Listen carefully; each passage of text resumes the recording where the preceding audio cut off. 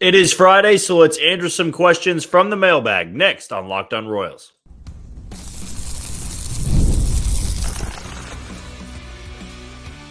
You are Locked On Royals, your daily Kansas City Royals podcast. Part of the Locked On Podcast Network, your team every day. You are tuned into another edition of Locked On Royals on the Locked On Podcast Network. As always, I'm your host, Jack Johnson, and you can find me on Twitter or X at JohnnyJ_15. That's at JOHNYJ_15. You also can catch us on wherever you get your podcasts. That can be Spotify, Apple Podcasts, Amazon Music, Google Podcasts. We're on Odyssey, and we're on YouTube. Just be sure to hit that follow button and subscribe. If you are a first-time listener and want to know a little bit more about me and this show, well, I am based here in Kansas City. I work at Sports Radio 810 WHB, do some hosting, co-hosting, and some producing as well. But that's my day-to-day job. When you come to this podcast, when you click on this link, you're going to get 30 straight minutes of Royals baseball, Monday through Friday. So 5 days a week. And on days like today, it's completely dedicated to you, the listener. We open it up to questions. Whatever is on your guys' mind, I'm going to try to get to every single question and answer it to the best of my ability. Now, today's show is brought to you by Tax Network USA. They're one of our newer sponsors here on Locked On Royals, and we're very proud to have them on, and we'll have more on them coming up in about 10 to 15 minutes or so. Well, let's not waste any time because I can't waste any time, as I'll be heading off on the road to Arlington for the Royals-Rangers series shortly after getting this episode uploaded. So let's get to question number one. This comes from Waka Season. Would you like to see Massey at leadoff? If not, then who? We just seem to be lacking in that department. Not a knock on Garcia. He's just not consistent. Well, this has seemed to be the talking point of the last couple of days, really because of this slump that Michael Garcia has been in. But I don't know when healthy if Michael Massey is the best fit, because Michael Massey's not really an on-base guy. I would love for the Royals to put a high on-base guy at the top of the lineup. The reality is, though, they don't really have anybody that makes sense. Nick Lofton actually made a lot of sense earlier. Actually, I can't say earlier today. That was, yesterday when Nick Lofton led off against the Athletics. He has a high walk rate, a low K rate, a low chase percentage, a low whiff percentage. I mean, even though it was only 33 games going into that, Nick Lofton had shown that he was a good fit for the leadoff spot. Maybe he does stick at that spot. He would be my vote if the Royals were to take Michael Garcia out of that position. I'm just not sold that they are going to. But Michael Massey, I don't see being a good fit there. When he comes back, I'd imagine he'll slide back to the number 5 or number 6 spot in the lineup. Ben asked, could the Royals be sneaky sellers at the deadline, even if they have a good record at the All-Star break? It seems like it'll be a seller's market. It might be a good time to snag some prospects for fairly cheap. If so, who do you think would be a good pickup and who would they trade? Well, to answer your question there, I don't see the Royals being sellers at all at the deadline. I think they're either going to stay with what they have or they're going to buy, and I would probably far lean on the side of them buying at the trade deadline. It's because of the fact that the Royals have been sellers at the deadline every single season since 2017. They haven't bought in 7 years. And I do think with the fan base, a large chunk of the fan base, if JJ Picollo was to sell pieces that was helping him win baseball games, it would look really bad on the front office, even if it is a seller's market. I think this farm system is going to be getting better and better each year. Hopefully they can hit on whoever they take with the 6th overall pick coming up in the Major League Baseball draft. But I don't know if it makes sense at this point to sell guys that are contributing at the big league level to go and get you some help at the minor league system. The Royals haven't been in the spot like this in a long, long time. I just think they're going to be buyers. Now, if they were sellers, you would think about selling off some of the one-year deal guys that aren't going to be back. That would probably be the bullpen arms, but even some of the bullpen arm guys have, player options. They could come back next year, and that's why they signed deals like that in Kansas City. So it is a good question. I do like the idea of at least throwing it out there. I just don't see there being any world in which the Royals will be sellers at the deadline, and that goes if they do bottom out and they're around 500 or slightly under it. I think they just stay with what they had in-house at the major league level. Steven has 2 questions. Do the Royals actually shake up the leadoff spot, or was today just a day off for Garcia? And number 2, are you worried about Schreiber? I do think it was a little bit of both. I think the Royals wanted to see what Nick Lofton was like at the leadoff spot, and I also think it was a day off for Maikel Garcia. Let him have a reset. He did pinch hit late in the game, but it was going to be one of those moments to just say, let's get you off your feet. Let's not worry about playing the day. If Nick Lofton does well at that spot, maybe he does get that spot moving forward, but Maikel Garcia is going to be in there pretty much every single day. They wanted to see if somebody else would, give him a good spark there. But Nick Lofton, to my knowledge, didn't get on base today. So it's one game, but it also was a failed opportunity for him to take that spot and maybe run with it for a couple more games or so. As for Schreiber, I am a little bit concerned that you go over his last 15, 16 outings and he's dealing with base runners. He is putting guys on, and that is problematic for being your 8th inning guy or your 7th inning guy. You have to be a little bit more locked down like you were back in April. But I'm not overly concerned because of the fact that I don't think John Schreiber is going to be in this type of role much longer for the Royals. I think that once they add a piece or two, he becomes your 6th or your 7th inning guy. And at that point, maybe he settles in a little bit better. I just think he's in a bit of a bad stretch right now. So kind of 50-50. I think that I am a little bit concerned that it's now been a big enough sample size where he's just constantly dealing with base runners. But also, I think on the season, he's been just fine. And I think he's gone through stretches where he's looked really good. But right now, certainly not one of those stretches. Next question, it comes from Bobby Litt Jr. Biggest trade piece for the Royals that they have to acquire. It would be a back-end bullpen arm for me. I would say Tanner Scott would be the home run piece for them at the back end of the bullpen. I just don't know if they're going to be able to win those sweepstakes, basically, between the Yankees and the Phillies going after him as well. You could look at somebody like Michael Kopech. You could look at somebody like Carlos Estevez of the Angels. Maybe you go to the Nationals if they decide to sell, and you talk about Kyle Finnegan or a Hunter Harvey. Those to me would be the must acquires at the deadline because it's bullpen help and it's high-powered bullpen help at the back end of your relief corps. So I think those would be the guys that I'm eyeballing.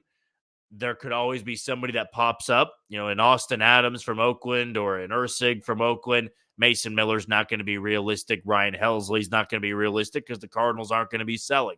And Mason Miller, it came out today in an article that the A's are going to have to be blown away for a deal, including Mason Miller, and the Royals are just not going to be one of those teams. So some of those bullpen arms I just mentioned, I think those would be the must-acquires for me. If it was a bat, I'd also look in Washington for Jesse Winker. He's had a tremendous bounce-back year, and I think would be a really good leadoff guy for the Kansas City Royals. Next one here comes from Jay. Fermin should be in the lineup 4 out of 5, and they should sit Velasquez. Your thoughts? I do think Fermin should play more than he is right now. Velasquez could be one of those platoon guys. You have to put Velasquez in good spots to, I think, get the production that you're hoping for. I would be a little bit concerned about Fermin getting overexposed because that can happen with guys that play once or twice a week or maybe not at all during the course of a week. He's gotten more run time than the average bench bat, but it is, I think, worth a shot. And I don't think there's any harm in doing it. If he takes this spot and he can't really perform well and he goes 2 for 30 or 5 for 40, then yeah, I think that he's just a guy that can play once or twice a week. But he's the 7th most valuable player on the team right now in terms of WAR. He's the 4th most valuable position player, and he doesn't start. So I look at Freddie Fermin, and I do think that he should play, at least 4 times a week. I think you can find a way to fit him in that lineup and then maybe give Velasquez a little bit more of the 1 to 2 times a week treatment.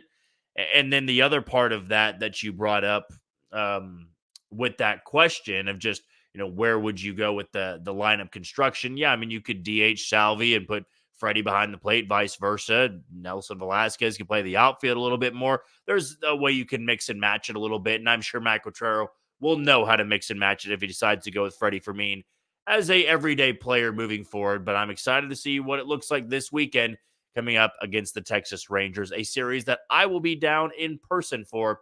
Should be a lot of fun.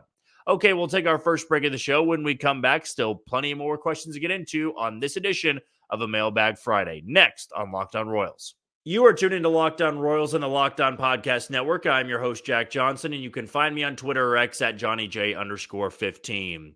Want to tell you a little bit about one of our sponsors today in Stitch Fix. Easily upgrade your wardrobe this year with a professional stylist that helps you find new, on-trend favorites that'll work for you. I just give the stylist my size, style, and budget preferences, and I order boxes when I want and how I want. No subscription required. And they send 5 just for me pieces, plus outfit recommendations and pro styling advice. I keep what works and send back the rest. The stylist also sends you just right pieces, and the fit is on point. It's like they have the style down, and I don't really know how they do it, but they just get every single style. Stitch Fix makes it so easy. I don't like to shop, and they save me the time and effort. Plus, I get the outfits that make me look good and feel really good. Style that makes you feel as good as you look. Now's the best time to get started at stitchfix.com/MLB to get $100 off. That's $25 off on your first 4 fixes for a limited time only. That's stitchfix.com/MLB for $100 off. Stitchfix.com/MLB. You must redeem within 7 days of sign up. Offer does not include kids fixes. We have a couple more questions to get into for our second segment, and we'll wrap it up, of course, with about 10 or so to close out the shows for the week. This next one comes from Jason. It seems now more than ever, we need a hard-throwing right-hander with great control in the bullpen. What about packaging, say, Smith and long as they are still pitching well and getting that guy, then bringing up Pennington into the lefty spot? So packaging Will Smith and Sam Long to get a back-end bullpen help, I don't see it being a super realistic return. I do want to see Walter Pennington up at some point, and I think the Royals will find the right spot to bring him up in there. I know they've kind of overlooked him a few times with these promotions. We've seen Will Klein, we've seen Sam Long, we've seen Duffy out there, Tyler Duffy. We've now seen Steven Cruz. There's been a lot of guys that they've passed over for Walter Pennington, but I also think they don't want to trade away guys that have been valuable in that bullpen. Sam Long's been one of those valuable guys. Will Smith has all of a sudden become one of those valuable guys, so you need to keep those guys around. As for the acquiring of bullpen arms, they'll have to dip into their farm system. That's just where I'm at this point in time. If they're going to get a hard-throwing righty at the back end of the bullpen, they are going to need to mortgage away some of their top 15 guys in the system. And the Royals don't have a top 10 system, so maybe they'll have to package a couple of guys and a major league ready guy like a Drew Waters or like a Daniel Lynch that just blocked in Kansas City. But those are deals I think that J.J. Picollo is trying to work out to the best of his ability. It came out today that they have Tommy Pham on their radar. They're going to have to get creative if they go in division. Michael Kopech's another guy they've been scouting. So we're going to see, what they're willing to give up. I don't believe they're going to want to give up guys in their top 5, but you never know. We've seen J.J. Picollo be aggressive before. I'd imagine he's going to be aggressive again come July to try to get some pieces here for the Royals. Next question here comes from Supreme Ball Knower. How good is Blake Mitchell so far? I like a lot of what Blake Mitchell has shown. I think the advanced numbers on him, the data, is better than I thought it would be. There is a glaring part to his game that has to get fixed if he is ever going to be an everyday big leaguer. And, a first-round pick here we're talking about, a top 10 pick. He has to be really good. He can't just be a every other day type of guy. He walks a lot. He's got good power. I think he's got a really smooth swing, but he strikes out a lot. He strikes out at an alarming rate. And for his size, his stature, and even his power numbers, can't strike out that much. But he's also an 18, 19-year-old. I think from where he is right now, he has really progressed well in year one. I've been impressed when he gets up to Quad Cities and AA Northwest Arkansas and gets challenged a little bit more. Those strikeout numbers are going to have to go down a lot because you can't strike out this much, even if you are 18 or 19 at the low A and the high A level. But I think that's part of the growing pains. That's going to get adjusted. But right now, I have been very impressed. I think he absolutely is deserving of being a top 100 prospect. And the Royals haven't hit on all of their first-round picks. The last one they really hit on was Bobby Witt Jr., of course. Blake Mitchell can become half that or 3/4 of that. I think you'd be pretty satisfied. Next one comes from Michael. Is Pennington being kept in AAA because he will be a part of a trade for a right-handed relief pitcher? I don't think so. I think they're just slow playing Walter Pennington for numerous reasons. They don't want to have that many lefties in the bullpen. You know, he is a 26-year-old guy in AAA, so it's not like he's this young budding prospect. I think they're waiting for the perfect time to bring him up and not put the pressure on, you need to come up and save the bullpen. I think that's one of the main reasons. You know, and Walter Pennington's not a high velocity guy. He's a big time swing and miss pitcher. It is AAA, though. And I do love Walter Pennington. I think he's more than deserving to be up in Kansas City, but they have their reasons why he's not up there. I think they don't want to overload the bullpen with lefties. I think they're trying to see some of these guys that have already been up to Kansas City if they can stick. And if they can't, then I'm sure they'll try to go to Walter Pennington. Or they could also be trying to figure out which guys are going to be there in the second half and who they're going to have to move on from, or which guys are going to be on the outside looking in when they make a trade. And then how does Walter Pennington fit in at that point? So I think there's a couple of different factors there. But to me, it's not putting the pressure on him to be the fix to the bullpen. Yeah, he's also deserving of a spot, but it's not always the way it works out when you're talking about that promotion from AAA to the big leagues. It's not as simple as they're pitching really well, bullpen's not that good, he deserves a spot. There's always something that the scouts and the front office personnel are talking about and why this player may not be promoted. But I expect to see him up relatively soon. Next one comes from Skylar. A friend and I were talking about potential trade targets and unexpectedly came up with Heliot Ramos. Any chance the Giants may be sellers? And if so, does this potentially make sense? Problem is Ramos is one of the Giants' best players right now. And the Giants, even though they haven't really achieved their standards, they've been incredibly banged up. The National League wildcard race is bonkers right now. Everybody's like a game out of the National League wildcard spot. And I think the Giants feel like they can get there, but they're going to get there with Ramos being a big-time contributor. I don't see them being sellers. And even if they were, I don't think Ramos would be included in a package. I think they kind of view him as one of those future pieces, but not a bad name to look into. I think that's one of those underrated, names that's not being talked about a lot, but also at the same time, there's a reason he's not being thrown out too much because I think the Giants really like him and the spot that he is in for San Francisco. This one comes from KC Sports Fan. When do you think the first trade will be made? Well, I think earlier this week I said something along the lines of between now and, July 10th or July 15th. I might be paraphrasing. I think by early July, a move is going to be made. I mean, there's just been a lot of smoke lately of guys that are on the Royals' radar. It's going to come down to the point of this team that's selling, how long they want to hang on to that guy, because they do have a little bit of leverage. They could look at the Royals and say, okay, you're willing to give up this now, but if we hang on to him longer and there's more suitors, are you going to get desperate? That's what the Royals tried to do for a number of years, but sometimes if the deal is right and you can strike at that deal, it can happen. J.J. Picollo kind of sparked that and got the wheels spinning for all of the trades to start happening when he acquired Cole Reagans and Ronny Cabrera for Aroldis Chapman. He was the guy to pull the trigger in June. Maybe it does happen in June. I think it will be a bullpen arm in that first trade, but I'd imagine between now and July 10th, there will be a move to happen, and I think it'll be for a bullpen pitcher.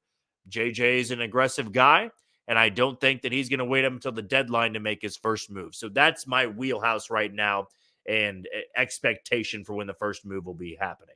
Eli asks how much of a struggle or Schreiber's struggles is due to his workload early in the season, and what's a realistic innings goal for Reagans and Lugo later in the year. I do think that John Schreiber's struggles is not so much the workload, but also that, he was a bounce back candidate to begin with. He looked really good early on, and I don't think that was truly who John Schreiber was. He dealt with a lot of base runners and got out of it.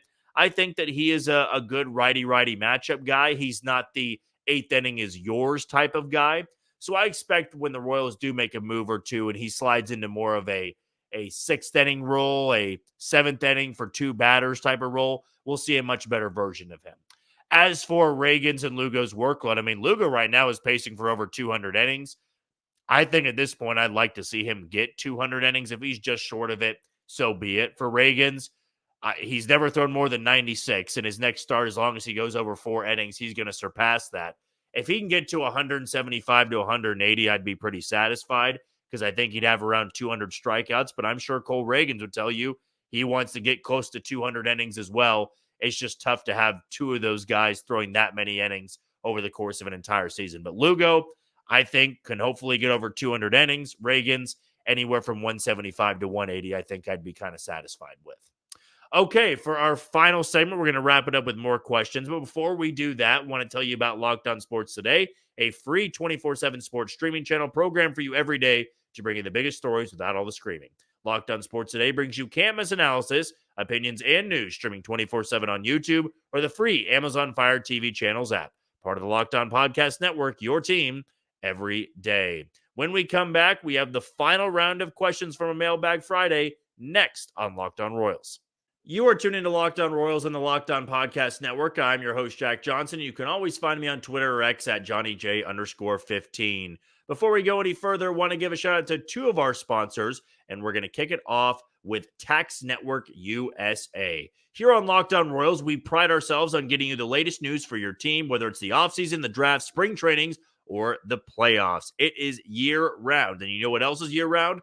Collection season. Just because tax season is over doesn't mean the IRS will stop coming after you for unfiled taxes. The IRS can garnish your wages, levy your bank accounts, and even seize your property. Don't let the IRS target you. Let the licensed professionals and tax experts at taxnetworkusa.com go to bat for you. With over 14 years of experience and an A-plus rating by the Better Business Bureau, Tax Network USA has saved their clients over $1 billion in tax debt.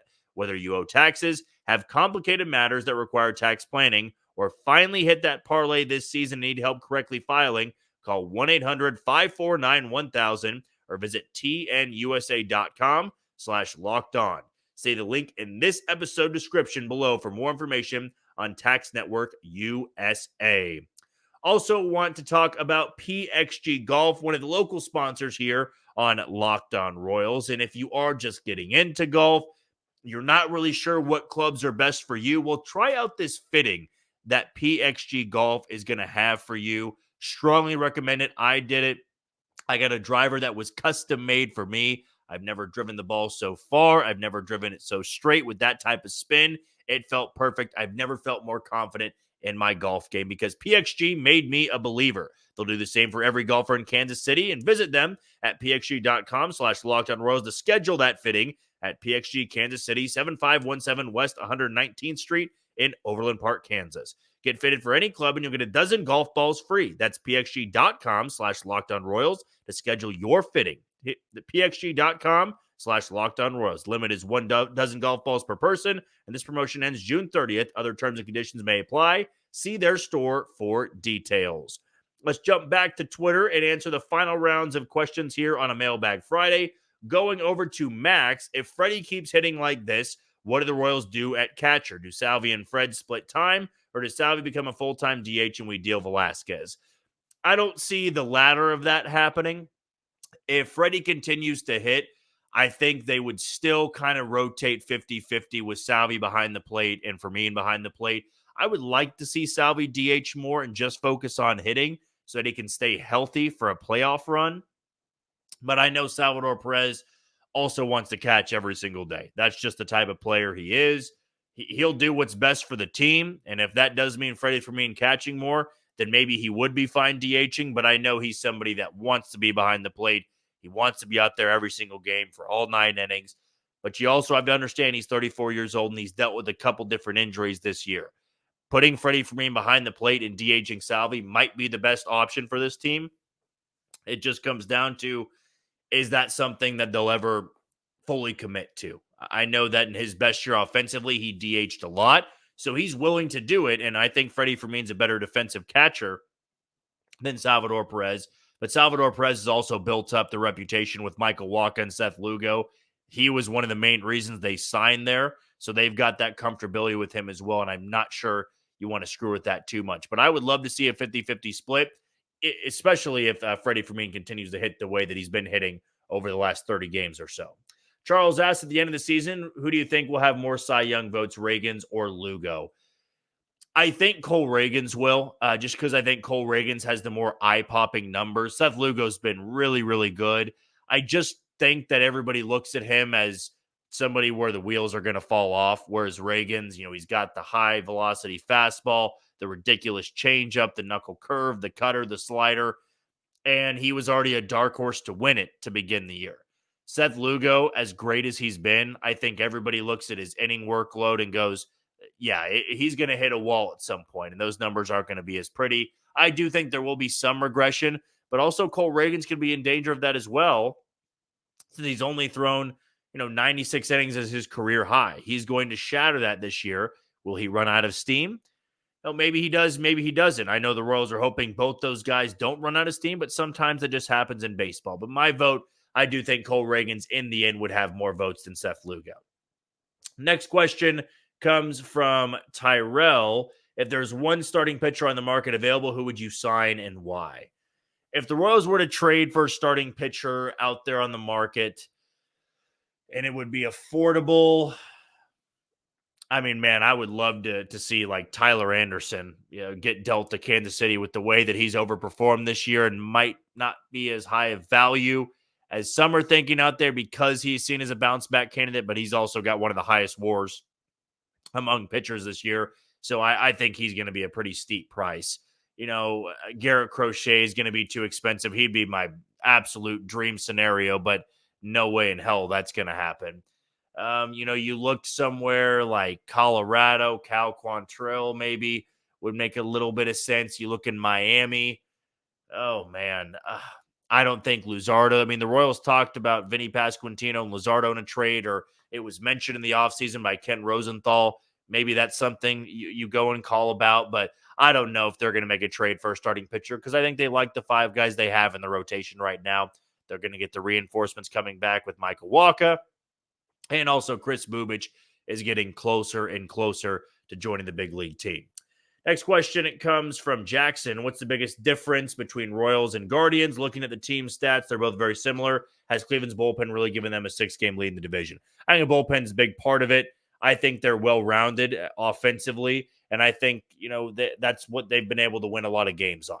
Yeah, they did benefit from a really soft part of their schedule, but they're also beating up on good teams too. They just took a series from the Mariners. That was impressive, and I don't know if they are 20 games over 500 type of good, but that bullpen's ridiculous. I mean, they have a 1-run lead, a 2-run lead late in the game. They're going to win it. And that's something right now I'm not sure a lot of people are confident about with the Royals. So that to me is the big difference. When you look at a bottom 10 bullpen and the number 1 bullpen in baseball, yeah, it can be a 6-game difference between those two. And I do think that's the glaring difference between the Royals and the Guards. Brody asked also for the Mailbag Friday, do you think Fermin has a long-term future with the team with Jensen and Mitchell in the back mirror, or will it be best to trade him at his peak value this offseason? I could see something like that, but I also don't think Carter Jensen and Blake Mitchell are close to the big leagues at this point in time. So I could see Freddie Fermin being on the team this year and next year, and then at that point in the offseason of 2025, going into 2026 season, you probably could have reevaluated at that point in time. But I don't think Freddie Fermin's going anywhere anytime soon. And lastly, Ben asks, is it crazy to say that Fermin has been better than Salvi in the last month? Also, why the Royals continuing to not call up Walter Pennington? I do think Freddie's been much better than Salvador Perez in the last month. It's not to say he should be starting over Salvi. We all know that. But Salvi's been in a pretty bad slump of late. And Freddie Fermin, fortunately, has picked up some of the offensive production and defensive production behind the plate in his absence, if you will. And then as for Walter Pennington, we discussed it a little bit. I don't think they want to put the weight of the world on him to fix the bullpen. I think he's going to be up at some point, in the second half.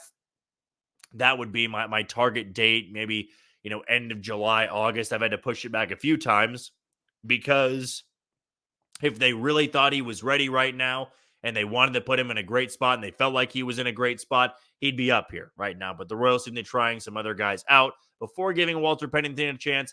They've always got their reasons. I'll try to do some more digging on why he's maybe not being called up. But, I think it comes back to they don't want to overload the bullpen with lefties, and they don't want to put a ton of pressure on a 26-year-old rookie to fix that bullpen. So that's what I got there on the Walter Pennington situation, and then also the Freddie Fermin situation. Well, that's going to do it for another edition of Locked On Royals and the Locked On Podcast Network. I've been your host, Jack Johnson. You can always find me on Twitter or X at JohnnyJ_15. One last shout out to Locked On Sports Today. It's here for you 24/7, covering the top sports stories of the day with the local experts of Locked On, plus our national shows covering every league. Find Locked On Sports Today now, available on the free Fire TV channels app. Well, we're going to be off all weekend, but down in Arlington, giving you some good content social media-wise. Should be a lot of fun, and maybe the Royals can take a series in a place they never seem to take a series from. But until Monday, you take it easy, Kansas City.